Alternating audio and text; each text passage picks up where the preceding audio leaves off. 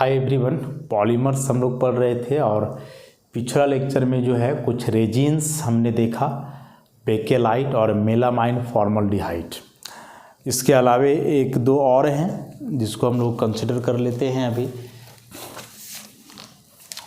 तो अगला जो रेजिन है वह है urea formaldehyde resin. Urea formaldehyde resins. Obviously इसमें जो मोनोमर है क्या क्या है, यूरिया और फॉर्मल्डिहाइड। तो यूरिया को हम लोग ऐसे रिप्रेजेंट करते हैं NH2, यहाँ भी होना है NH2। फॉर्मल्डिहाइड रिएक्शन तो वही होना है जो कई बार करवाते आ रहे हैं।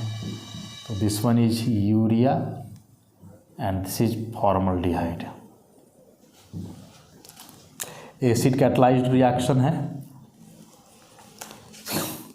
एक ही प्रकार का रिएक्शन है सारे रेजिन्स में। यह बॉन्ड शिफ्ट करेगा ऑक्सीजन पे, कार्बन पे प्लस आएगा तो नाइट्रोजन एज ए न्यूक्लियोफाइल जो है अटैक करेगा वहाँ पे। और यदि ऐसा होगा तो क्या बनेगा, कुछ ऐसा कंपाउंड बनेगा। ये है NH2। तो इस NH2 को यदि हम लोग ऐसे दिखलाएं तो यहाँ से ही अब जुड़ने वाला है यह CH2 जिसमें O-। तो इस पर तो आ जाना है प्लस। अभी अपने प्लस को जो है मेंटेन करने के लिए क्या करेगा कि इस हाइड्रोजन के इलेक्ट्रॉन को लेगा, तो हाइड्रोजन पे प्लस आएगा तो ये O- इसको ले लिया, मतलब ओवरऑल ही हो जाएगा ऐसा, हाइड्रोजन ट्रांसफर हो जाएगा, लोन पेयर इसका ऐसे ही रह जाएगा और ये बन जाएगा OH ऐसा।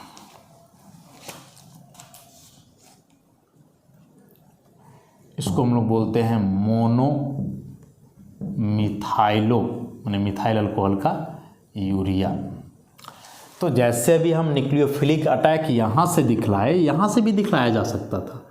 तो यह जो फॉर्मल्डिहाइड कोई जरूरी थोड़े है कि इसी नाइट्रोजन से जुड़ेगा, यहाँ भी जुड़ेगा। तो या मोनोमिथाइलो भी हो सकता है और डाईमिथाइलो भी हो सकता है ऐसे। NHCH2OH, यहाँ भी ऐसे ही हो सकता है NHCH2OH ऐसे। डाईमिथाइलो यूरिया, ये दोनों बन सकते हैं। तो सब में चाहे वह बेकेलाइट हो या मेलामाइन फॉर्मल्डिहाइड रेजिन हो या फिर या यूरिया फॉर्मल्डिहाइड रेजिन हो, सब में हम लोग एक कॉमन सा बात देख रहे हैं कि ये फॉर्मल्डिहाइड इलेक्ट्रोफाइल का काम कर रहा है। और इसी में फिनॉल का भी न्यूक्लियोफाइल था, तो अभी यूरिया न्यूक्लियोफाइल है, तो वहाँ मेलामाइन जो है न्यूक्लियोफाइल था। तो बेसिकली यह इलेक्ट्रोफाइल न्यूक्लियोफाइल का रिएक्शन है, इसमें कुछ नया या अलग सा नहीं है, जो पढ़ते आ रहे हैं पीछे चैप्टर्स में हम लोग वही सब है। अब इसी का होना है पॉलीमराइजेशन। इसी का पॉलीमराइजेशन कैसे होगा, इसका पॉलीमराइजेशन तो इसी को समझना है। तो देखो, सबसे पहले तो यहाँ OH और यहाँ H है तो ये H2O निकल जाएगा। उसी प्रकार से इसमें यदि आप इस CH2OH को इधर करके दिखाओगे, CH2OH को, तो यहाँ से एक हाइड्रोजन है तो यहाँ से भी H2O निकल जाएगा। उसी प्रकार से इसका OH बच जा रहा है तो ये आगे जा कर के जुड़ेगा, मतलब कुछ ऐसा बन जाएगा। ये नाइट्रोजन वाला हाइड्रोजन निकल रहा है, एक C+O, फिर यहाँ नाइट्रोजन का हाइड्रोजन निकलेगा, इधर CH2 जो जा कर के जुड़ रहा है N से, और यही N क्रॉस लिंक्ड होता है ऐसे, CH2 फिर आगे जा कर के जुड़ेगा, फिर यहाँ C+O N CH2 N C+O, फिर यहाँ N CH2 यही जा कर के आगे जुड़ेगा, फिर इधर भी CH2 और ये ऐसा। तो ऐसे क्रॉस लिंक पॉलीमर बनता है। देख लो, इधर भी आगे जुड़ने वाला है, ऊपर भी आगे जुड़ने वाला है, और यही हो गया हम लोग का resin, urea formaldehyde resin. Uses की बात करें तो used for manufacturing of tray समझते हो, किचन वेयर जो होता है, एडहेसिव चिपचिपा पदार्थ, या फिर और भी किचन वेयर्स, किचन में जो सामान, प्लेट, कप, ट्रे, इन सारी चीज़ों का फॉर्मेशन के लिए जो इस्तेमाल किया जाता है। तो ये जो रेजिन्स होते हैं चाहे वह यूरिया फॉर्मल्डिहाइड रेजिन हो, मेलामाइन फॉर्मल्डिहाइड हो, फिनॉल फॉर्मल्डिहाइड रेजिन्स हो, सारे रेजिन्स टिपिकली हार्ड होते हैं काफ़ी। टेंसाइल स्ट्रेंथ तो वेरी हाई। आप चाहोगे कि आप प्लेट को पकड़ के खींचो, नहीं खींचाएगा, बहुत हाई टेंसाइल स्ट्रेंथ होता है। रीजन उसका एक क्रॉस लिंकिंग वाला, सब क्रॉस लिंक्ड पॉलीमर्स है। तो क्रॉस लिंक पॉलीमर का एग्जांपल आता है, तो रेजिन को आप लिख सकते हो तीनों में से किसी को भी, either phenol formaldehyde, melamine formaldehyde या फिर या यूरिया फॉर्मल्डिहाइड। सब में यह जो कॉमन फॉर्मल्डिहाइड का यूज किया गया है, इसका रीजन है जो हम लोग पीछे एल्डिहाइड कीटोन चैप्टर में पढ़े हैं कि यह जो फॉर्मल्डिहाइड होता है यह स्ट्रॉन्गेस्ट इलेक्ट्रोफाइल है among all the carbonyl compounds, और ये स्ट्रॉन्गेस्ट इलेक्ट्रोफाइल होने के चलते जो है इसका इस्तेमाल काफ़ी फ्रिक्वेंटली से किया जाता है। तो इन तीनों में सबसे इंपॉर्टेंट कौन हुआ एग्जाम के लिए? तो बेकेलाइट, फिनॉल फॉर्मल्डिहाइड। मेलामाइन और यूरिया फॉर्मल्डिहाइड रेजिन्स उतने इंपॉर्टेंट नहीं हैं।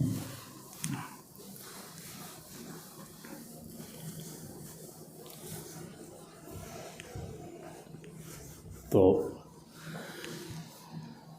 नेक्स्ट अब इसमें हम लोग आगे बढ़ते हैं, और अब इसमें हम लोग जो है पढ़ने वाले हैं नेचुरल रबर के बारे में। नेचुरल रबर है क्या यह नेचुरल रबर? तो यह एक नेचुरल पॉलीमर होता है, नेचुरल पॉलीमर होता है जो प्राप्त किया जाता है, which is obtained from latex. Latex क्या है? तो एक प्रकार का मिल्की फ्लूइड है, मिल्क के जैसा तरल पदार्थ जो रबर ट्री से प्राप्त किया जाता है, ऑब्टेन्ड फ्रॉम रबर ट्री। एक पेड़ होता है खास करके झारखंड का लोकेलिटी में, जिसको मुनगा का पेड़ बोला जाता है। उसके स्टीम को कहीं काटोगे आप तो गमी मटेरियल जो रेडिश ब्राउन कलर टाइप का होता है वो निकलता है। तो उसी प्रकार से रबर का ट्री होता है, उस रबर ट्री को काटोगे तो वहाँ से मिल्की फ्लूइड निकलता है, और वह जो मिल्की फ्लूइड है उसी को हम लोग बोलते हैं लैटेक्स, और इसी लैटेक्स से बनता है नेचुरल पॉलीमर जो कहलाता है नेचुरल रबर। लैटेक्स जो है यह बेसिकली एक कोलॉइडल सॉल्यूशन है, कोलॉइडल सॉल्यूशन है किसका? रबर पार्टिकल्स का, colloidal solution of rubber particles, जिसमें 30 से 40% रबर पार्टिकल है, बाकी फिर इसमें सॉल्वेंट होता है। अब जो यह 30 से 40% सॉल्यूशन है इसका कोगुलेशन किया जाता है। कैसे? तो इसमें मिलाया जाता है सॉल्ट और एसिटिक एसिड। तो ये जो अभी कोलॉइडल नेचर का है, तो जब इसको मिलाओगे तो इसका कोगुलेशन होगा, और कोगुलेशन होने का मतलब कि प्रिसिपिटेशन। तो अब यहाँ इस सॉल्यूशन से क्या बन जाएगा? प्रिसिपिटेट बन जाएगा, और इसी प्रिसिपिटेट को रोल करके जो है यहाँ थीन शीट बनाया जाता है, और यही कहलाता है क्या? रबर। समझ गए? Natural rubber. नेचुरल रबर एक नेचुरल पॉलीमर है। कैसे बनता है? तो लैटेक्स से प्राप्त किया जाता है। लैटेक्स क्या है? तो रबर ट्री का मिल्की फ्लूइड। यह लैटेक्स चूँकि फ्लूइड है, मतलब तरल पदार्थ है, लिक्विड है, तो यह एक कोलॉइडल सॉल्यूशन है, कोलॉइडल नेचर का, जिसमें रबर पार्टिकल्स होते हैं अप्रॉक्स 30 से 40%। अब यह जो 30 से 40% सॉल्यूशन है कोलॉइडल का, जब इसमें आप सॉल्ट और एसिटिक एसिड मिलाओगे तो इसका कोगुलेशन हम लोग जानते हैं कि एक फ्रेशली प्रिपेयर्ड सॉल्यूशन का यदि प्रिसिपिटेट बन जाए, प्रिसिपिटेशन हो, तो वही कोगुलेशन कहलाता है। और कोगुलेशन के दरमियान क्या होगा कि जो अभी सॉल्यूशन फॉर्म में है वह प्रिसिपिटेट बन जाएगा, जम जाएगा, और यही प्रिसिपिटेट को जब रोल्ड करोगे रोलर से तो यह पतला पतला शीट में कन्वर्ट हो जाता है, और यही है नेचुरल रबर। अभी नेचुरल रबर केमिकली क्या है ये तो हम लोग देखें कि कैसे रबर ट्री से जो है या बनाया जाता है, लेकिन केमिकली जो है या नेचुरल रबर क्या है, इसका क्या कंपोजिशन होता है नेचुरल रबर का, इसको हम लोग देखते हैं।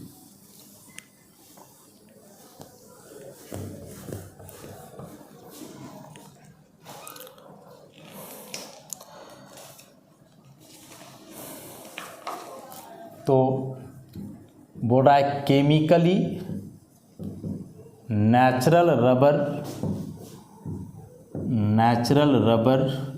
Is a 1,4 addition polymer of isoprene का 1,4 एडिशन पॉलीमर है।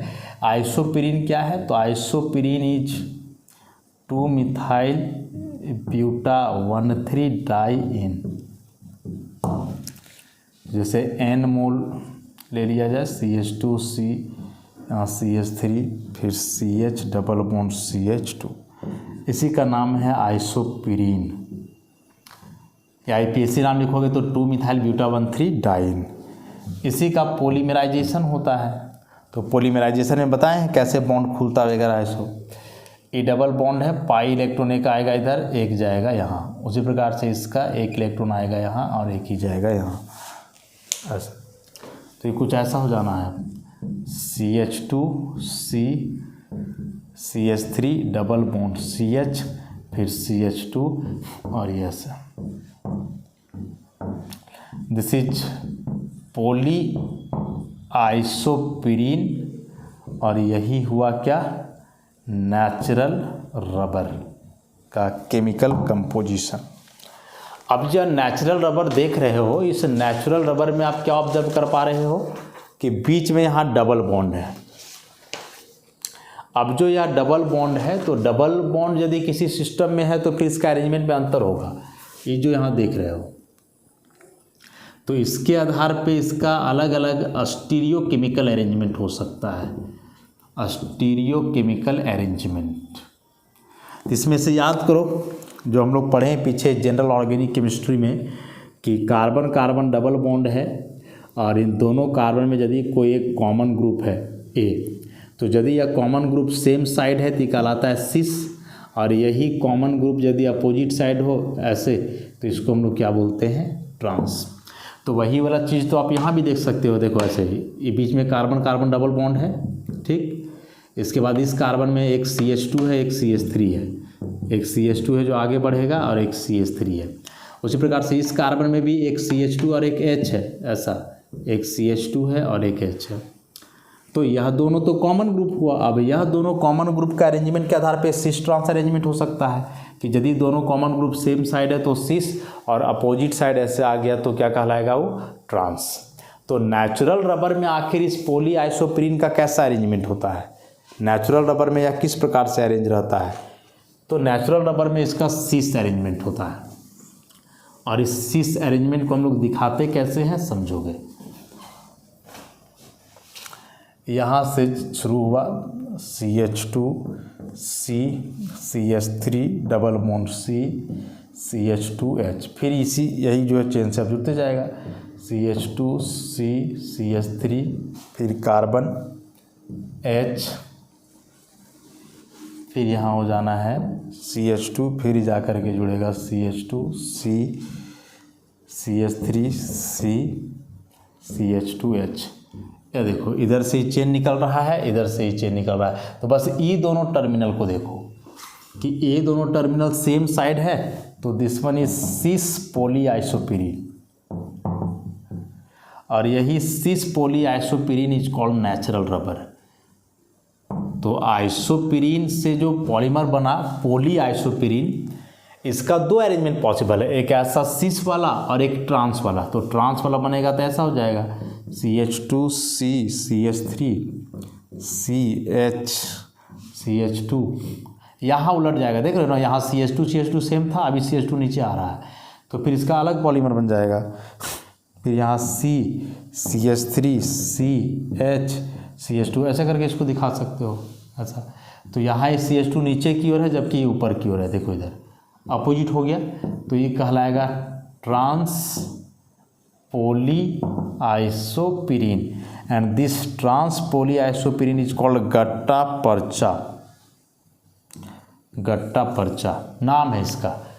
तो कंपटीशन वाला एग्जाम में जो है जनरली गट्टा पर्चा के बारे में पूछता है, तो वहाँ लोग घबरा जाते हैं कि गट्टा पर्चा है क्या। तो तो गट्टा पर्चा हो चाहे नेचुरल रबर हो, बोथ आर पॉली आइसोप्रीन। लेकिन यही पॉली आइसोप्रीन का सिस अरेंजमेंट हो जाए तो नेचुरल रबर बन जाता है। लेकिन यदि पॉली आइसोप्रीन का ऐसा ट्रांस अरेंजमेंट हो तब वह क्या कहलाता है, गट्टा पर्चा। तो बहुत इंपॉर्टेंट है एकदम, इसको ध्यान में रखोगे, very very important. Natural rubber topic से भी क्वेश्चन एग्जाम में जो है हमेशा होता है, तो ध्यान रखोगे इसको कि नेचुरल रबर केमिकली क्या है ये समझ गए, इसका अरेंजमेंट किस प्रकार से है ये भी समझ गए हम लोग। सिस है कि ट्रांस, ऑब्जेक्टिव में पूछ सकता है कि natural rubber is cis isoprene, trans isoprene, ऐसे करके। तो ध्यान रखोगे कि नेचुरल रबर में सिस अरेंजमेंट है, ट्रांस रहेगा तो क्या कहलाएगा, गट्टा पर्चा।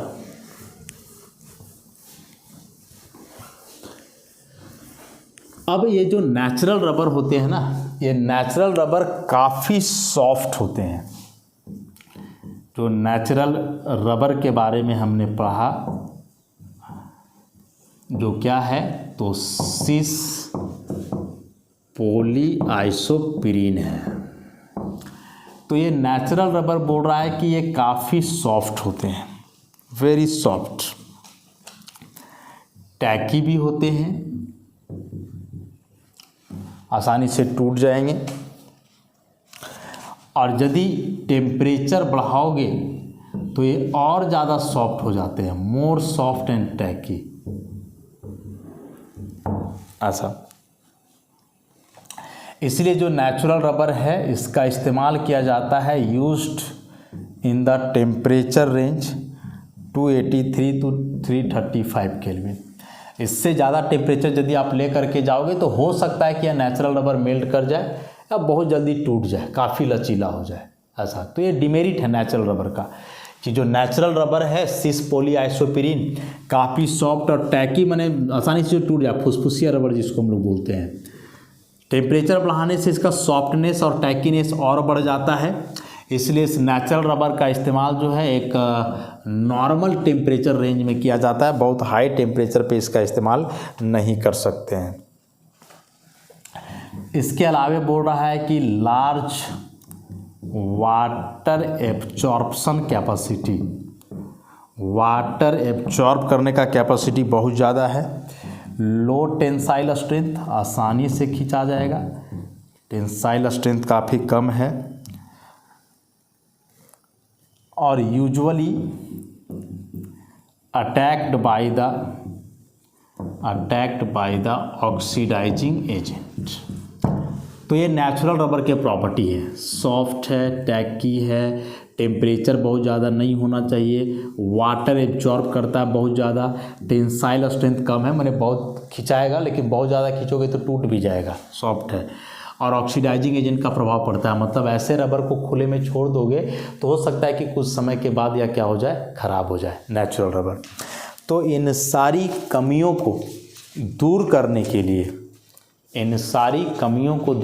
लिए, मतलब नेचुरल रबर में जो ये प्रॉपर्टीज़ हैं या ये जो डिमेरिट्स हैं, ये जो प्रॉब्लम्स हैं, इन प्रॉब्लम्स को ओवरकम करने के लिए, नेचुरल रबर के इस प्रॉपर्टी को सुधारने के लिए क्या किया जाता है कि उसको सल्फर के साथ हीट किया जाता है,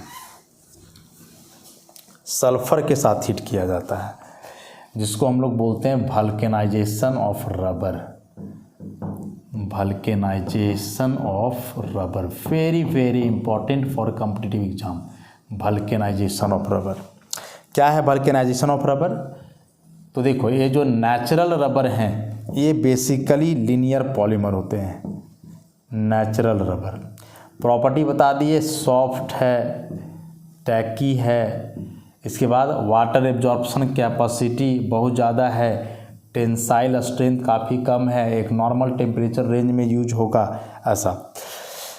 तो क्या किया जाता है कि इसको सल्फ़र के साथ हीट करते हैं, और यह जो प्रोसेस है नेचुरल रबर को सल्फ़र के साथ हीट करके इसके प्रॉपर्टी को सुधारना, यह डेवलप किया गया था 1839 में साइंटिस्ट के द्वारा, जिनका नाम है चार्ल्स गुडईयर, इनके द्वारा डेवलप किया गया था। तो सल्फ़र के साथ हीट करने से क्या होता है कि यह सल्फ़र जो है पॉलीमेरिक चेन के बीच ऐसे डाइसल्फाइड लिंकेज मार देता है, क्रॉस लिंकिंग हो जाता है, समझो, अच्छा, क्रॉस लिंकिंग। और यही जो क्रॉस लिंक्ड पॉलीमर है सल्फर का, यही कहलाता है वल्केनाइज्ड रबर। इसी को हम लोग क्या बोलने वाले हैं, वल्केनाइज्ड रबर। तो नेचुरल रबर के साथ जो प्रॉब्लम था, इस प्रॉब्लम को दूर करने के लिए, उससे ओवरकम होने के लिए 1839 में चार्ल्स गुडईयर ने क्या किया कि इस नेचुरल पॉलीमर को सल्फर के साथ हीट किया। तो सल्फर के साथ हीट करने से क्या हुआ कि यहाँ जो लीनियर चेन पॉलीमर था, इसमें से सल्फर बीच बीच में क्रॉस लिंक्ड हो गया, डाइसल्फाइड लिंकेज बन गया। और यही डाइसल्फाइड लिंकेज के चलते ओवरऑल ये क्रॉस लिंक्ड पॉलीमर हो गया, और इसके चलते अब इसका टेंसाइल स्ट्रेंथ बढ़ गया, थोड़ा टफनेस बढ़ गया। अब हाई टेम्परेचर रेंज में इसका इस्तेमाल किया जा सकता है। और ऐसे ही रबर को हम लोग बोलते हैं वल्केनाइज्ड रबर। वल्केनाइज्ड रबर माने नेचुरल रबर का ही है, लेकिन डाइसल्फाइड लिंकेज से इसमें क्रॉस लिंकिंग है। और यह जो प्रोसेस हुआ नेचुरल रबर को सल्फर के साथ हीट करके वैसे क्रॉस लिंक्ड पॉलीमर बनाना, इसी प्रोसेस को जो है हम लोग क्या बोलते हैं, vulcanisation of rubber. Very very important, natural rubber में यह टॉपिक बहुत इंपॉर्टेंट है, वल्केनाइजेशन ऑफ रबर कि होता क्या है। तो क्या होता है इस बात को तो हम लोग समझ गए, फ़ायदा क्या है ऐसा करने से ये भी देख लिए। अब इसमें वाटर एब्जॉर्प्शन कैपेसिटी उतना नहीं रहा, ऑर्गेनिक सॉल्वेंट या ऑक्सीडाइजिंग एजेंट से जो है उतना रिएक्शन नहीं करेगा। अब जो यह सल्फ़र है तो भाई अंदाजे कितना हो सल्फ़र तो आप नहीं मिला सकते हो। अब इस सल्फ़र का क्वांटिटी पे रबर का टफनेस या सॉफ्टनेस या फिर इसका यूज डिपेंड करता है। सल्फ़र को अलग अलग क्वांटिटी में मिला करके अलग अलग टाइप का बनाया जाता है। तो बोल रहा है कि यदि 5% सल्फ़र के आसपास यूज किया गया हो तब इसका इस्तेमाल होता है टायर रबर बनाने में, टायर का जो रबर होता है। वही यदि 20 से 25% सल्फ़र का इस्तेमाल किया गया हो तो फिर इबोनाइट बनाने के लिए, कचकड़ा जो होता है। और वही 30% या उससे ज़्यादा किया गया हो तो फिर बैटरी केस रबर, जो बैटरा या बैटरी होता है, देखते हो ब्लैक का जो कवर किया हुआ रहता है वह पॉलीमर ही होता है, नेचुरल पॉलीमर, नेचुरल रबर, लेकिन वल्केनाइज्ड फॉर्म का होता है ऐसे। तो सल्फ़र के अमाउंट पे कि कितना अमाउंट सल्फ़र लेकर के आप क्रॉस लिंकिंग बना रहे हो, उस आधार पे उस रबर का प्रॉपर्टी होगा और उसी आधार पे जो है उसका क्या होना है, यूज होना है। तो अब बहुत ही इम्पॉर्टेंट है जानना कि यह नेचुरल रबर और वल्केनाइज्ड रबर में क्या अंतर है। तो इसको भी हम लोग समझ लेते हैं, वेरी वेरी इम्पॉर्टेंट। तो नेचुरल रबर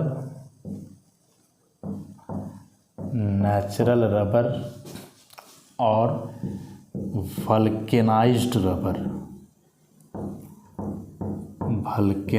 रबर दोनों में डिफरेंस काफ़ी इम्पॉर्टेंट है। और डिफरेंस से ही दोनों का प्रॉपर्टी भी समझ में आ जाएगा, नेचुरल वल्केनाइज्ड का। अभी डिटेल में तो हम लोग देखे ही। तो it is soft and sticky, sticky माने चिपक जाना। It is hard and non sticky, it is hard and non sticky. आप ऑब्जर्व करो ना इसको, रबर देख लो। एक नॉर्मल रबर जो है जिसका इस्तेमाल हम लोग करते हैं, कॉपी का बंडल बनाना हो या कुछ भी कर रहा हो, तो दो कैटेगरी के होते हैं। एक रबर है जिसको थोड़ा सा भी खींचोगे तो बड़ा जल्दी टूट जाता है, और एक है कि ज़्यादा भी खींच रहे हो फिर भी बर्दाश्त कर ले रहा है। तो एक नेचुरल पॉलीमर है सिस पॉली आइसोप्रीन, जो आसानी से टूट जा रहा है, काफ़ी सॉफ्ट है। और एक जिसका टफनेस थोड़ा ज़्यादा है, वो वल्केनाइज्ड फॉर्म का होता है, सल्फर उसमें मिला हुआ रहता है। नेचुरल रबर में है कि it has low tensile strength, low tensile strength. Obviously फिर इसका हाई टेंसाइल स्ट्रेंथ हो जाएगा। टेंसाइल स्ट्रेंथ का मतलब हम लोग बहुत पहले से देखते आ रहे हैं, it has high tensile strength. Pulling strength, tensile strength का मतलब क्या बताया गया है, बार बार बताया जा रहा है। पुलिंग स्ट्रेंथ खींचना, माने एक रबर जो आसानी से खींचा जा रहा है उसका टेंसाइल स्ट्रेंथ कम है, और जो जल्दी नहीं खिंचा रहा है मतलब उसका टेंसाइल स्ट्रेंथ ज़्यादा है। तो टेंसाइल स्ट्रेंथ मतलब पुलिंग स्ट्रेंथ।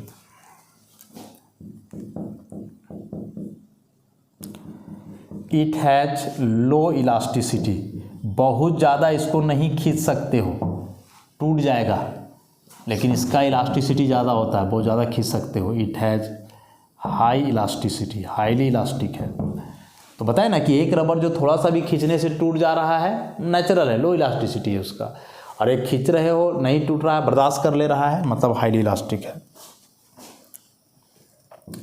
उसके बाद है it can be used over a narrow range of temperature. Temperature range बहुत ज़्यादा नहीं होगा, 10 डिग्री सेल्सियस से 60 डिग्री, मतलब रूम टेम्परेचर के आसपास तक ही इसका इस्तेमाल आप कर सकते हो। ज़्यादा टेम्परेचर रहा टूट जाएगा, मेल्ट कर जाएगा। लेकिन इसका इस्तेमाल it can be used over या wide range of temperature, used over a wide range of temperature. ज़्यादा टेम्परेचर रेंज में 40 डिग्री सेल्सियस से लेकर के 100 डिग्री सेल्सियस रेंज तक आप इसका इस्तेमाल कर सकते हो, तो ज़्यादा बेहतर हुआ। It has low wear and tear resistant, जबकि इसमें है it has high wear and tear resistant. Wear मने पहनना, टियर मने फट जाना। वियर का मतलब हुआ पहनना और टियर का मतलब क्या हो जाता है, फट जाना। तो जैसे ग्लव्स वगैरह होता है ना, अभी कोरोना वाला सिचुएशन में देखे कि हम लोग को कहीं भी जाना है तो प्रोटेक्शन के लिए ग्लव्स लगा लेना है, तो उसमें भी 2 कैटेगरी का, एक 10 रुपये में ग्लव्स मिल जाता था, दूसरा 50 रुपये में, 100 रुपये में भी मिल रहा था। अब वो 10 रुपये वाले ग्लव्स में क्या था कि मान लो थोड़ा छोटा साइज का ज़बरदस्ती आप घुसा रहे हो, तो ज़बरदस्ती घुसा रहे हो उंगली में तो ब्लास्ट कर फट जाता था, टियर हो जा रहा था, फट जा रहा था। तो वह नेचुरल रबर का था। तो यही है कि लो वियर एंड टियर रेसिस्टेंट का आने का मतलब कि छोटा साइज का भी है, ज़बरदस्ती इसको उंगली में घुसा रहे हो तो बर्दाश्त नहीं करेगा, फट जाएगा, वहाँ से तुरंत ब्रेक कर जाएगा। लेकिन वही एक है मजबूत वाला जो रहता था, उसको थोड़ा छोटा भी हो रहा है तो ज़बरदस्ती उंगली में उसको घुसा रहे हो तो घुस जा रहा है, फट नहीं रहा है, तो हो गया high wear and tear resistance. तो वह वल्केनाइज्ड रबर होता था महंगा वाला, और जो सस्ता 10 रुपये में मिलता था वह क्या था, नेचुरल रबर था। उसी प्रकार से या जो नेचुरल रबर है या कॉमन सॉल्वेंट में घुल जाता है आसानी से। It is soluble in the common solvents, it is soluble in the common solvent, जैसे बेंजीन है, ईथर है, CCl4 है, ऐसे सॉल्वेंट में आसानी से घुल जाता है। मतलब आप मान लो कि ऐसा ग्लव्स पहन करके आप लैब में काम कर रहे हो, इस प्रकार का ग्लव्स पहन करके नेचुरल रबर का, और लैब में आप बेंजीन के साथ काम किए, ईथर के साथ काम किए, तो गलती से बेंजीन या ईथर का एक आध बूंद यदि ग्लव्स में कहीं पड़ गया तो डिजॉल्व कर जाएगा, मतलब वहाँ वो फट जाएगा, होल हो जाएगा, उसमें छेद हो जाएगा। जबकि इसमें वैसा बात नहीं है। It is inert to common solvent, माने ये वाला ग्लव्स पहन लो तो फिर कोई दिक्कत नहीं है, कोई भी सॉल्वेंट वगैरह पड़ जाए तो कोई परेशानी इससे नहीं होना है। तो ये काफ़ी इंपॉर्टेंट प्रॉपर्टीज़ थे नेचुरल और वल्केनाइज्ड रबर के। एक बार हम लोग जल्दी से फिर से समझ लें। नेचुरल रबर सॉफ्ट है, स्टिकी है, मुलायम होता है, स्टिकी मैंने चिपचिपा चिपक जाएगा, हार्ड है, नहीं चिपकता है। टेंसाइल स्ट्रेंथ कम है, मतलब आसानी से खिंचा जाएगा। टेंसाइल स्ट्रेंथ ज़्यादा है, मतलब नहीं जल्दी खिंचाएगा आसानी से। लो इलास्टिक है, मतलब बहुत ज़्यादा नहीं खींचा जा सकता है, आसानी से खिंचाएगा लेकिन बहुत ज़्यादा नहीं, बहुत ज़्यादा खींचोगे तो फट जाएगा, टूट जाएगा। जबकि ये है कि देर से ही थोड़ा ताकत लगेगा खींचने में, लेकिन ज़्यादा खिंचाएगा। इसका इस्तेमाल एक लिमिटेड नैरो टेम्परेचर रेंज में करते हैं, 10 से 60 डिग्री सेल्सियस के बीच टेम्परेचर हो तब नेचुरल रबर का इस्तेमाल कर सकते हो, इससे ज़्यादा टेम्परेचर पे यह मेल्ट कर जाता है। लेकिन वही यदि वल्केनाइज्ड रबर है तो इसको हाई टेम्परेचर रेंज में भी आप यूज कर सकते हो, 40 से 100 डिग्री सेल्सियस के रेंज में। It has low wear and tear resistance, इसका मतलब हम बता दिए ग्लोव्स वाला एग्जांपल दे करके, तो वहाँ से समझ लोगे। कॉमन सॉल्वेंट में आसानी से घुल जाता है, ई नहीं। इसलिए बताया कि जब आप केमिस्ट्री लैब में काम करोगे केमिकल के साथ, तो नेचुरल रबर से जो बना हुआ ग्लोव्स है उसका इस्तेमाल आप करोगे, तो फिर वह जो है काफ़ी प्रोटेक्टिव नहीं होगा। तो हम लोग वहाँ वल्केनाइज्ड रबर वाला यूज करते हैं, ताकि सॉल्वेंट कुछ पड़ भी जाए तो ज़्यादा दिक्कत क्रिएट ना करे, वहाँ प्रॉब्लम क्रिएट ना करे। तो इस तरह से यह नेचुरल पॉलीमर का टॉपिक काफ़ी इंपॉर्टेंट था, अच्छे से इसको करोगे आप, नोट्स में है मेंशन। अब इसमें से कुछ सिंथेटिक पॉलीमर्स, कुछ बायोडिग्रेडेबल पॉलीमर्स वगैरह बच जा रहे हैं, जिसको आगे का लेक्चर में हम लोग करेंगे। तो आज के लिए इतना ही, धन्यवाद।